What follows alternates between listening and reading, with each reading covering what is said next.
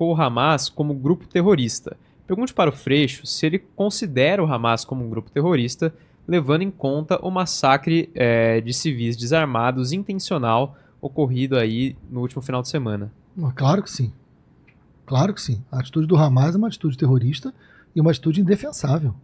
Óbvio que sim. Isso é evidente. A atitude do Hamas é uma atitude, é crime de guerra, é uma ação terrorista, violenta e que nada pode justificar. Como eu acho, e eu sempre tive uma posição muito clara no debate de Israel-Palestina, né? Eu sempre defendi que é a posição diplomática do Brasil, inclusive dois povos, dois estados. Essa é uma posição muito razoável que eu sempre defendi publicamente, pode pesquisar, né? Sempre defendi publicamente dois povos, dois estados. Esse é um debate que cabe a todas as instituições internacionais na busca da paz, e é o que a gente precisa buscar mais do que nunca. A atitude do Hamas é inaceitável, é uma atitude terrorista, como a reação do Estado de Israel é uma reação que hoje comete crimes de guerra também e que não pode justificar por uma ação terrorista do Hamas, que é terrorista, que é violenta e que é inaceitável. Mas você não pode ter como resposta um crime de guerra. Você não pode aceitar que se faça na faixa de Gaza o que está se fazendo hoje, que é também um crime de guerra, né? Então, o debate sobre dois estados e dois povos, ele se tornou um debate lamentavelmente distante hoje, porque você está tratando de crimes de guerra numa ação terrorista de um lado e numa ação de Estado de outro. Enfim, torcer para que as instituições internacionais consigam agir, né? E que não escale, exatamente, que não escale. Para o mundo, né? Fala, Bigode. O Caio Guedes mandou aqui. Freixo, como você vê o cenário político no Rio de Janeiro? Foram muitas eleições batendo na trave e agora um balde de água fria com Castro ganhando no primeiro turno. Você acha que a mudança para o PSB também prejudicou? Não, primeiro assim, a gente, só para... Qual é o nome dele?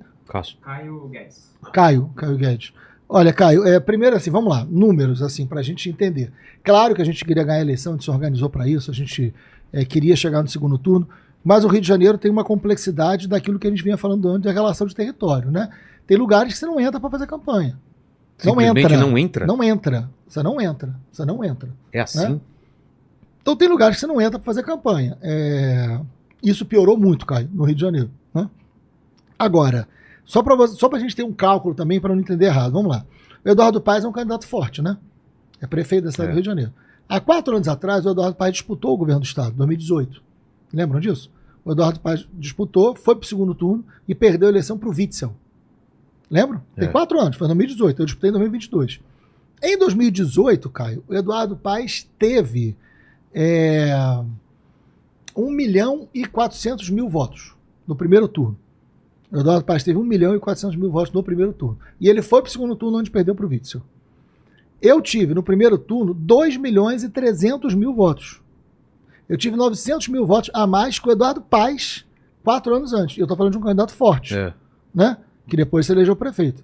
Nós tivemos 900.000 votos a mais que o Eduardo Paes 4 anos antes. Não dá para dizer que a nossa votação foi baixa. Claro. Nós tivemos 28% dos votos. A maior votação que a esquerda já teve na história do Rio de Janeiro para governador do estado. Nunca um candidato com mais de 25% dos votos ficou fora do segundo turno. Nunca. Nós tivemos 28 e ficamos. Então, assim, nossa votação poderia ter sido melhor? Poderia. Porque estava polarizado? Mas nós chegamos a 28% dos votos, coisa que nunca alguém ficou fora do segundo turno. O nosso cálculo era ficar 28, entre 28 e 30. Com isso ir para o segundo. E com isso ir para o segundo turno. Qual foi o erro do nosso cálculo? Não a nossa votação.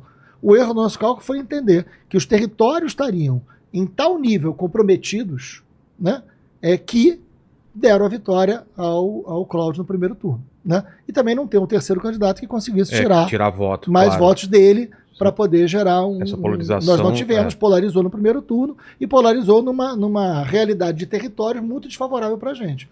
Então, acho que o problema ali nada tem a ver. Pelo contrário, a minha ida para o PSB para disputar essa eleição, e foi muito democraticamente discutida, era para poder fazer uma aliança ampla, porque você não resolve os problemas do Rio de Janeiro como um super-herói. Você resolve o problema do Rio de Janeiro se você tiver capacidade de agregar a gente do seu lado. Então, quando a gente vai para o PSB, a gente traz de um lado o PSOL e o PT, e do outro lado nós trouxemos do PSDB. Ah, é? Então, assim, pela primeira vez na história do Rio de Janeiro, a gente foi capaz de fazer uma frente para debater os problemas do Rio, capaz de ter o PSOL e o PSDB. Meu vice foi o César Maia. né, do PSDB, que é o pai do Rodrigo Maia, que já foi prefeito. E a gente tinha da esquerda à centro-direita numa capacidade que nunca teve de aliança. Isso foi suficiente para derrotar as limitações de território do Rio de Janeiro? Não, não foi. Mas nós cumprimos um papel que tinha que cumprir, né, e dar palanque também para que tivesse uma candidatura a presidente que pudesse vencer a eleição no Brasil, que para a gente era fundamental. Né? Vencer o Bolsonaro era fundamental para o Brasil voltar ao rumo mínimo do diálogo, da diplomacia